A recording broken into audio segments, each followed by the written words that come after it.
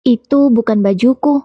Assalamualaikum warahmatullahi wabarakatuh. Apa kabar Bunda? Semoga Allah selalu memberikan kebahagiaan. Hari itu, Arkan pulang kerja lebih cepat dari biasanya. Biasanya ia tiba di rumah menjelang malam. Tapi kali ini rapat kantor dibatalkan, membuatnya bisa pulang sore. Ia berharap bisa bersantai bersama Janu, istrinya, sambil menonton televisi atau sekedar minum teh hangat. Namun begitu masuk kamar, langkahnya terhenti. Di atas ranjang, tergeletak sebuah kemeja yang asing baginya. Arkan mendekat, mengambil baju itu dengan dahi berkerut. Baju siapa ini? Aku nggak pernah punya kemeja model kayak gini, katanya bicara pelan.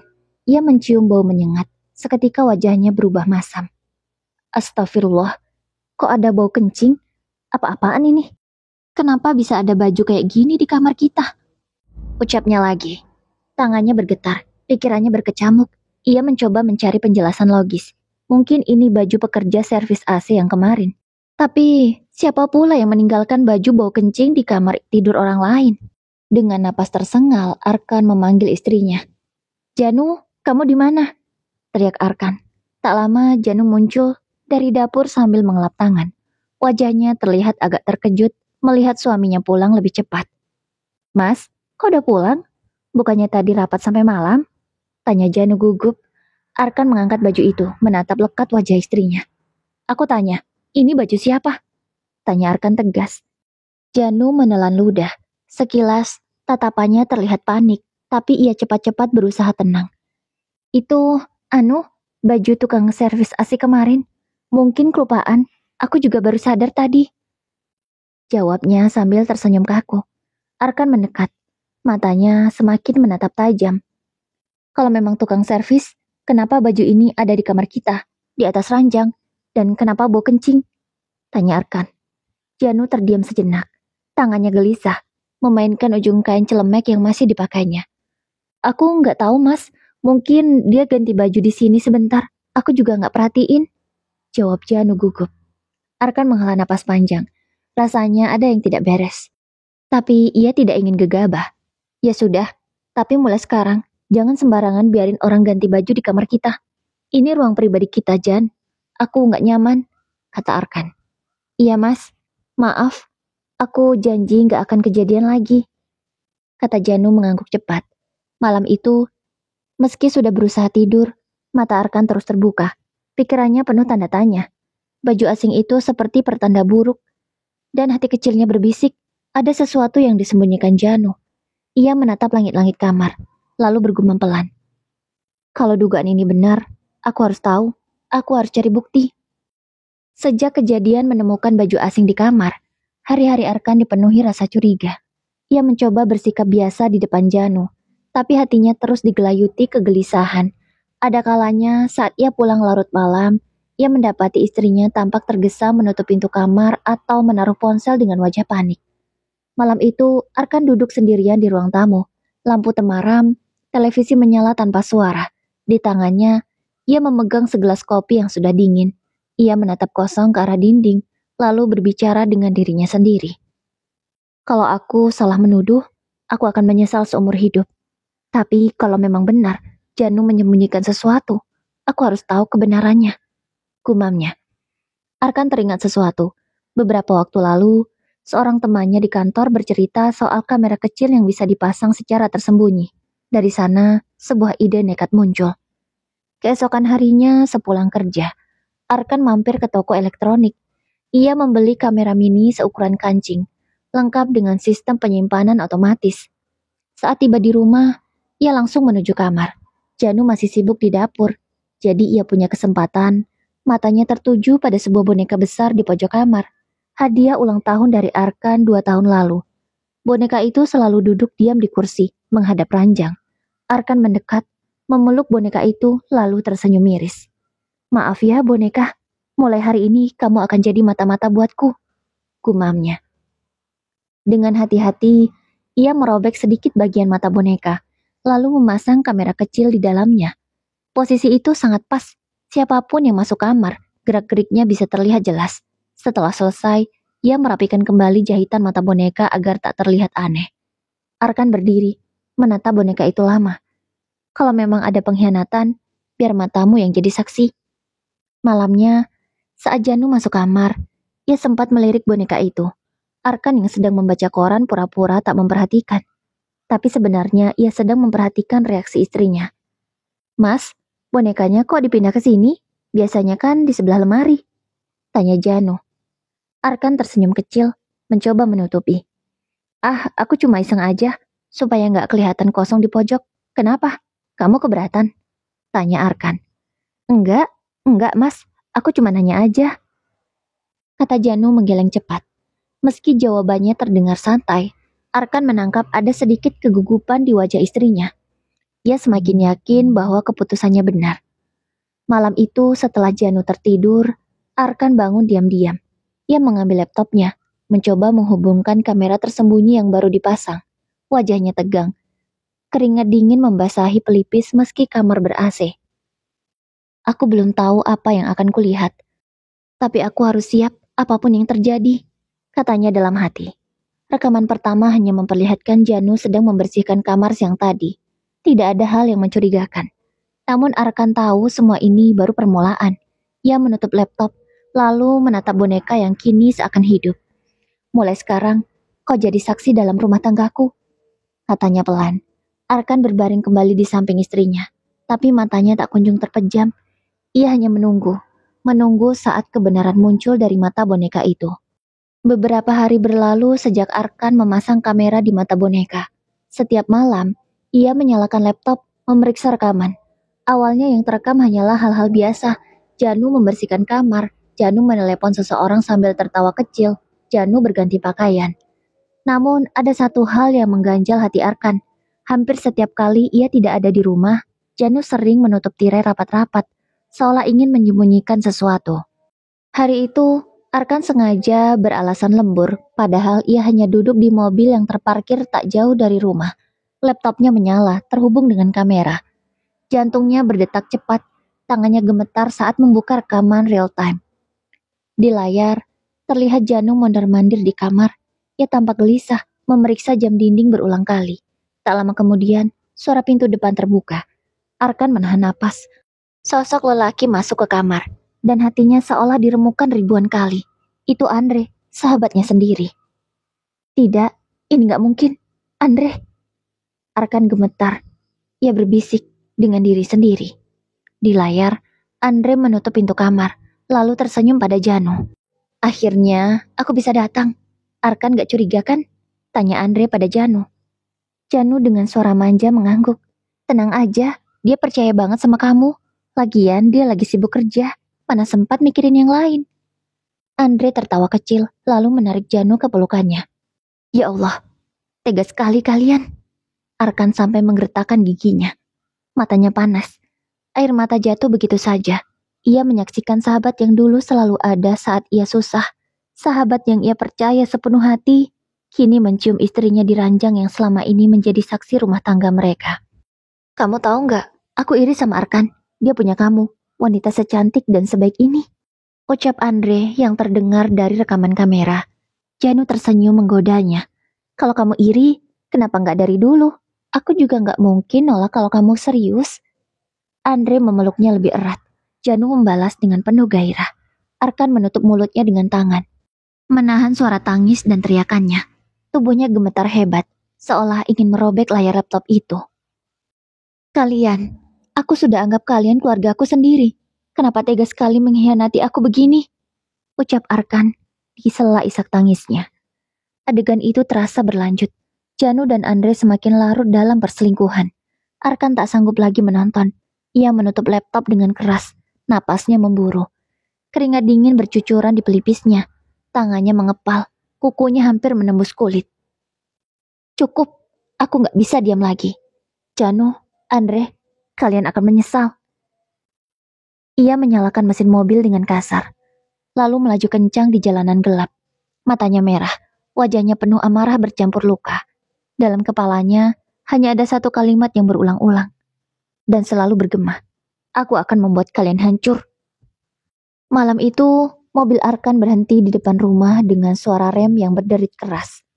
Ia hampir menabrak pagar karena emosinya sudah membuncah. Jantungnya berdegup cepat, wajahnya merah padam, napasnya memburu. Ia berdiri di depan pintu rumah, tangannya mengepal. Aku harus tahu, aku harus dengar dari mulutnya sendiri. Dalam hati, kata Arkan penuh amarah. Dengan kasar, ia membuka pintu. Janu yang baru saja keluar kamar kaget melihat suaminya pulang mendadak. Mas, kenapa pulang cepat? Katanya lembur. Kata Janu terkejut. Arkan menatapnya dengan mata penuh benci. Ia berjalan mendekat, lalu menepis tangan Janu yang mencoba menyambut. Jangan sentuh aku, kata Arkan dingin. Janu mundur selangkah, wajahnya tegang. Mas, ada apa sih? Kamu kenapa bicara begitu? Tanya Janu. Arkan menghempaskan tas kerjanya ke sofa, membuat suara keras yang membuat Janu semakin panik. Aku tahu semuanya, Janu. Kamu sama Andre. Ucap Arkan membentak. Wajah Janu langsung pucat pasi. Tubuhnya kaku, bibirnya bergetar, namun tak ada kata yang keluar. Maksudnya mas, apa? Aku gak ngerti. Kata Janu gelagapan. Arkan menunjuk ke arah kamar dengan tangan gemetar. Jangan pura-pura bodoh. Aku lihat dengan mata kepalaku sendiri. Kalian berdua, di ranjang itu. Kau berkhianat sama aku dengan sahabatku sendiri. Air mata mulai mengalir di wajah Janu. Ia berusaha mendekat, tapi Arkan mundur, menepisnya kasar. Janu terisak. Mas, aku bisa jelasin. Aku hilaf. Arkan membentak lebih keras. Tutup mulutmu. Hilaf? Itu jawabanmu. Kamu pikir aku bisa percaya? Berapa kali kalian sudah melakukannya di belakangku? Dasar perempuan hina. Ucap Arkan. Janu menangis semakin keras. Jatuh berlutut di lantai. Mas, aku mohon maaf. Aku bodoh. Aku salah. Aku janji gak akan mengulanginya lagi. Arkan memandangnya dengan tatapan jijik. Air matanya sendiri jatuh, tapi bukan karena iba, melainkan karena hati yang hancur. Janu, aku sudah korbankan banyak hal buatmu. Aku kerja siang malam. Aku percayakan hidupku, rumahku, hatiku padamu. Tapi apa balasanmu? Kamu tidur dengan sahabatku sendiri. Ucap Andre pelan tapi penuh luka. Janu mencoba memegang kakinya, tapi Arkan menendang tangan itu hingga menjauh. Jangan sentuh aku lagi. Mulai malam ini, aku gak punya istri bernama Janu, kata Arkan dengan tegas. Janu menangis histeris. Suaranya terdengar sampai luar rumah. Mas, jangan tinggalkan aku. Aku masih sayang kamu. Arkan menatapnya dengan tatapan tajam penuh kebencian. Cinta? Kalau kamu cinta, kamu gak akan menghancurkan aku begini. Kamu gak akan tidur dengan Andre. Persahabatan, pernikahan, semua yang kalian hancurkan. Ucap Arkan tegas. Ia meraih jaketnya, lalu berjalan menuju pintu. Janu berlari mencoba menahannya, namun Arkan mendorongnya hingga istrinya terjatuh di lantai. Dengan suara parau penuh luka dan dendam, Arkan berkata sebelum pergi. Aku bersumpah Janu, kau dan Andre akan menyesal sudah menghancurkan aku. Pintu ditutup keras. Janu tergeletak di lantai, menangis terseduh-seduh, sementara Arkan melangkah ke kegelapan malam dengan hati yang terbakar oleh amarah. Malam itu, Arkan berjalan tanpa arah. Langkahnya berat, pikirannya penuh amarah yang mendidih. Jalanan kota yang biasanya ramai terasa sepi, hanya ditemani suara motor lewat sesekali. Ia berhenti di sebuah warung kopi kecil di pinggir jalan. Duduk di bangku kayu reot, Arkan memesan kopi hitam. Tangannya gemetar saat memegang gelas. Wajahnya kosong, tapi matanya merah karena tangisan dan amarah yang ditahan. Pemilik warung, seorang pria tua berusia sekitar 50-an, menatapnya penuh rasa ingin tahu. Dari cara duduk Arkan jelas, ada beban berat yang dipikulnya. Anak muda, wajahmu penuh dendam, seperti orang yang baru kehilangan segalanya. Ucap pria tua. Arkan menghela napas panjang, menatap kopi yang beruap tipis. Aku gak cuma kehilangan, aku dihianati. Istriku dengan sahabatku sendiri. Jawabnya.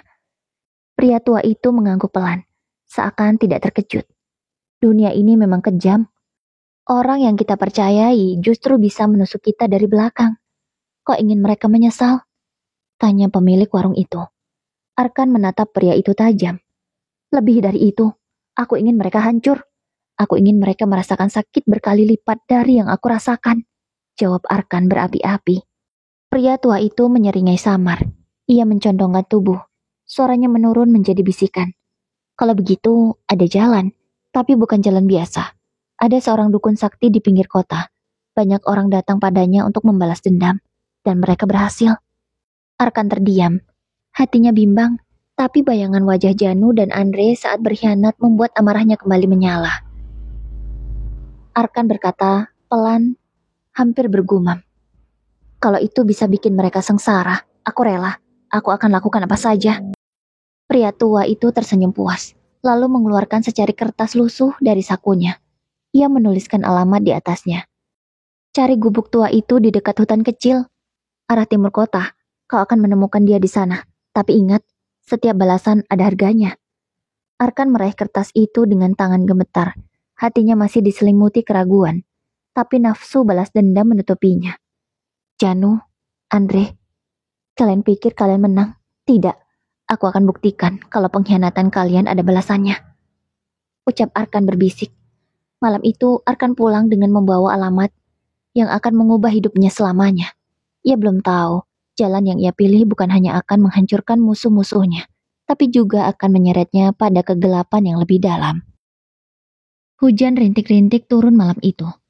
Jalan menuju pinggir kota terasa sunyi. Hanya ditemani suara katak dari rawa-rawa kecil di sisi jalan. Arkan mengendarai motornya dengan hati berdebar. Alamat yang ditulis pria tua di warung kopi kini ada di saku celananya. Semakin jauh ia melaju, semakin jarang terlihat rumah penduduk. Lampu jalan pun hilang, berganti kegelapan pekat. Akhirnya, ia tiba di depan sebuah hutan kecil. Di sana ada sebuah gubuk reot berdiri sendirian.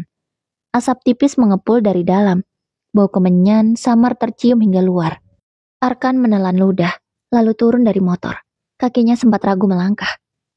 Dalam hati dia berkata, apa aku benar-benar mau melakukan ini? Tapi aku gak bisa lagi hidup dengan rasa sakit ini. Janu dan Andre, mereka harus bayar semuanya. Ia mengetuk pintu kayu itu pelan. Pintu berderi terbuka, menampakkan seorang pria tua dengan rambut panjang beruban. Mata tajam menyala seperti menembus jiwa. Kau Arkan? Ucap pria tua itu. Padahal dia belum menyebutkan nama, namun dia sudah tahu. Arkan terkejut. Kok bisa tahu nama saya? Tanyanya. Dukun itu tersenyum tipis. Aku tahu banyak hal, termasuk hatimu yang dipenuhi dendam. Masuklah. Kau mencari balasan bukan? Tanya dukun itu. Arkan melangkah masuk. Di dalam gubuk, bau kemenyan menusuk hidung. Lilin-lilin merah menyala, menerangi ruangan dengan cahaya redup. Ada sesajen, kepala ayam, dan mangkuk berisi cairan merah pekat yang membuat bulu kuduknya berdiri. Dukun duduk bersila, menatap Arkan tajam. Katakan, siapa yang ingin kau hancurkan? Arkan menggertakkan giginya. Ia mengeluarkan 2 foto dari dompetnya. Foto pernikahannya dengan Janu, dan foto lama bersama Andre. Ia meletakkannya di hadapan dukun itu. Istriku dan sahabatku, mereka berkhianat. Aku ingin mereka sengsara. Aku ingin mereka hancur hidup-hidup. Jawab Andre dengan tegas. Dukun mengambil foto itu, lalu membakar ujungnya dengan lilin merah. Asap mengepul, membuat ruangan semakin pengap. Ia kemudian mulai melantunkan mantra dalam bahasa yang tidak dimengerti Arkan. Dukun itu berkata dengan suara berat dan menyeramkan. Dengan apa ini? Dengan roh yang dipanggil malam ini. Biarlah pengkhianat merasakan azab sebelum mati. Arkan menelan ludah. Tangannya dingin, keringat bercucuran. Namun dalam hatinya ada sedikit rasa puas melihat ritual itu berlangsung. Tiba-tiba, lilin berkedip-kedip, seakan tertiup angin meski jendela tertutup rapat. Arkan merasa bulu kuduknya meremang, seolah ada sosok tak kasat mata yang baru saja masuk ke ruangan. Dukun membuka matanya, menatap Arkan tajam. Selesai. Mulai malam ini, mereka tidak akan hidup tenang. Tubuh mereka akan merasakan sakit yang tak bisa dijelaskan. Dan bayangan hitam akan menghantui mereka sampai mati. Ucap dukun itu, datar, namun sangat menusuk. Arkan terdiam, jantungnya berdegup cepat. Apakah itu benar-benar akan berhasil? Tanyanya. Dukun menyeringai, memperlihatkan gigi kuningnya. Kau akan lihat sendiri, tapi ingat nak, setiap perjanjian dengan setan ada harganya.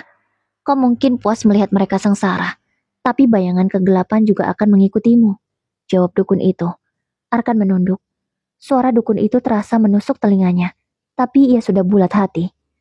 Biar saja, aku nggak peduli. Yang penting mereka hancur. Ucap Arkan pelan, namun berusaha meyakinkan dirinya sendiri. Malam itu, Arkan meninggalkan gubuk dengan hati campur aduk, puas, takut, dan sekaligus kosong. Ia tidak tahu, keputusan yang diambilnya akan mengubah jalan hidupnya selamanya. Beberapa hari setelah ritual itu, kabar-kabar aneh mulai terdengar. Arkan yang sedang duduk di ruang tamu menerima telepon dari tetangganya, Mbak Rini. Suaranya terdengar panik. Kang Arkan, istrinya, si Mbak Janu itu kenapa ya? Tadi malam saya dengar teriak-teriak kayak orang kesakitan. Katanya lihat bayangan hitam di kamar. Saya sampai takut sendiri, kata Mbak Rini di telepon. Arkan terdiam. Ada rasa puas yang membuncah di dadanya, meski ia berusaha menyembunyikannya. Mungkin sakit biasa, Mbak. Terima kasih sudah mengabari, jawab Arkan dingin. Tak lama kabar lain datang. Kali ini dari grup WhatsApp sahabat lama. Ada yang bilang Andre tiba-tiba jatuh sakit parah. Tubuhnya penuh lebam dan luka aneh yang tidak bisa dijelaskan dokter. Dalam hati dia membatin dan tersenyum miris. Rasakan Andre, rasakan Janu. Ini balasan buat pengkhianatan kalian. Namun kepuasan itu tidak berlangsung lama. Malam pertama setelah ritual, Arkan terbangun dengan tubuh basah oleh keringat. Ia merasa ada seseorang duduk di ujung ranjang. Perlahan ia menoleh. Tidak ada siapa-siapa, tapi hawa dingin menusuk tulang. Siapa di sana? Kata Arkan berbisik. Tiba-tiba ia mendengar suara tawa lirih. Tawa panjang, menyeramkan, seperti suara perempuan sekaligus laki-laki. Arkan langsung bangkit, menyalakan lampu, tapi kamar kosong. Sejak itu malam-malamnya tidak pernah tenang. Ia sering bermimpi buruk melihat wajah Janu dan Andre penuh darah, menjerit kesakitan. Dalam mimpinya, mereka meraih tangannya. Mas Arkan, tolong aku. Kenapa kamu biarin aku begini? Kata Janu dalam mimpi. Ia menjerit. Sementara Andre menyeringai dalam mimpinya. Kita sama-sama hancurkan. Kita sama-sama akan mati. Arkan terbangun sambil berteriak. Tubuhnya gemetar, napasnya memburu. Di siang hari pun bayangan hitam kerap mengikuti. Saat bercermin, ia sempat melihat sosok lain berdiri di belakangnya. Saat makan, ia mencium bau kemenyan meski tidak ada yang membakar. Hidup Arkan berubah menjadi neraka. Suatu malam, ia kembali ke gubuk dukun itu. Wajahnya pucat dan mata merah karena kurang tidur. Kenapa aku juga diganggu? Bukannya yang kena cuma mereka? Tanya Arkan dengan suara bergetar. Dukun menatapnya dengan tatapan tajam lalu tertawa lirih. Aku sudah bilang, Nak, setiap perjanjian dengan setan ada bayarannya. Kau minta mereka sengsara, tapi kau juga membuka pintu kegelapan dalam hidupmu. Kini, roh-roh itu sudah mengikutimu, jawab dukun. Arkan meremas rambutnya, frustasi. Aku gak tahan hidup seperti ini. Apa yang harus aku lakukan? Dukun hanya mengangkat bahu. Kalau kau ingin bebas, kau harus menebusnya. Tapi ingat, jalan kembali tidak semudah jalan masuk. Arkan menatap tanah. Air matanya jatuh. Ia mulai sadar. Dendam yang ia pilih membuatnya kehilangan ketenangan. Ya Allah, apa yang sudah kulakukan? Kata Arkan lirih. Beberapa minggu berlalu sejak Arkan melakukan ritual itu. Hidupnya semakin kacau. Ia jarang tidur karena selalu dihantui mimpi buruk. Tubuhnya kurus, wajahnya pucat, matanya cekung. Di kantor, rekan-rekan heran melihat perubahan drastisnya. Kang Arkan, kamu sakit? Mukamu pucat banget. Tanya salah satu rekan kerjanya. Enggak, cuma kurang tidur aja. Jawab Arkan sambil memaksakan untuk senyum. Padahal kenyataannya setiap malam ia dihantui. Kadang terdengar suara Janu menangis di telinganya. Kadang wajah Andre muncul di kaca spion mobilnya. Bahkan pernah satu kali, ia terbangun dengan bau darah menyengat di kamar. Padahal tidak ada apa-apa. Hatinya kacau. Ia mulai takut keluar rumah, takut bercermin, bahkan takut pada dirinya sendiri. Suatu sore ketika Arkan sedang duduk termenung di masjid dekat rumah, seorang ustadz sepuh mendekatinya. Ustadz itu bernama Ustadz Rahman, sosok yang dikenal bijak dan tenang. Anak muda, wajahmu gelisah. Ada beban berat yang kau pikir ya? Tanya Ustadz Rahman. Arkan menunduk. Air matanya jatuh. Untuk pertama kalinya, ia menceritakan semuanya. Pengkhianatan Janu dan Andre, rasa sakit yang membuatnya kedukun, hingga gangguan yang kini terus menghantui hidupnya. Ustadz Rahman mendengarkan dengan sabar. Setelah Arkan selesai, Ustadz itu menghela napas panjang. Arkan, dendam tidak akan menyembuhkan lukamu. Justru itu akan menjerumuskanmu lebih dalam ke jurang setan. Kau sudah lihat sendiri akibatnya. Hati dan hidupmu tidak tenang kan? Tanya Ustadz Rahman. Arkan mengangguk, lalu terisak. Iya Ustadz, saya menyesal. Saya ingin berhenti, tapi saya nggak tahu caranya. Setiap malam mereka datang menghantui. Saya takut mati dalam keadaan begini. Ustadz Rahman menepuk bahunya dengan lembut. Kembali pada Allah nak, tobatlah sungguh-sungguh. Putuskan semua ikatan dengan dukun itu. Perbanyak istighfar, sholat dan bacalah Al-Quran. Hanya Allah yang bisa menyelamatkanmu. Arkan menutup wajahnya dengan kedua tangan. Air matanya mengalir deras. Ya Allah, ampunilah aku. Aku sudah terlalu jauh. Malam itu, Arkan sholat tahajud untuk pertama kalinya setelah sekian lama. Ia menangis di atas sajadah, memohon ampunan. Setiap sujudnya penuh dengan tangisan. Ya Allah, aku hamba-Mu yang lemah. Aku tergelincir ke jalan yang salah. Aku ingin kembali. Jangan biarkan aku binasa bersama setan. Doanya. Perlahan hatinya terasa lebih ringan. Meski masih ada gangguan, ia mulai merasa ada cahaya kecil menyinari kegelapan yang selama ini membelenggunya. Esok harinya, Arkan membakar semua benda yang diberikan dukun. Sisa kemenyan, jimat, dan kertas bertuliskan mantra. Asap mengepul, tapi ia justru merasa lega. Cukup, aku tidak mau lagi hidup dalam dosa. Jika memang harus menanggung akibat, biarlah aku hadapi dengan jalan Allah, katanya sambil menatap kepulan asap itu.